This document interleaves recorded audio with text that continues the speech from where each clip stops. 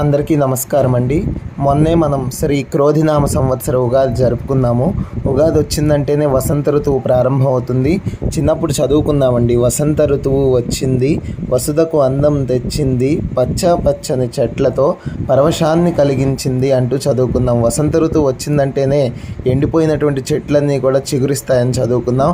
ఆ విధంగా మా ఆశ్రమంలో మారేడు దళాలు చూడండి ఫ్రెండ్స్, మారేడు వృక్షానికి ఎంత లేతగా సుకుమారంగా ఉన్నాయో ఆ చిగురించి ఎంతో ఆనందాన్ని కలిగిస్తున్నాయి ఫ్రెండ్స్. మనకి బిల్వాష్టకంలో కూడా అంటారు, దర్శనం బిల్వవృక్షంచ స్పర్శనం పాపనాశనం అని. ఆ బిల్వవృక్షాన్ని దర్శించడము, బిల్వదళాన్ని తాకడం చేతనే పాపాలన్నీ కూడా నశించిపోతాయని చెప్తుంది. అట్లాగే మనకి బిల్వవృక్షం సాక్షాత్తు మహాలక్ష్మి స్వరూపం అని శ్రీ సూక్తం వర్ణిస్తుందండి. కాబట్టి మీరందరూ కూడా ఈ బిల్వవృక్షాన్ని దర్శించి ఆనందాన్ని పొంది పరమేశ్వరుడి యొక్క అనుగ్రహం, మహాలక్ష్మి యొక్క కటాక్షాన్ని పొందాలని కోరుకుంటున్నాను ఫ్రెండ్స్. నమస్తే.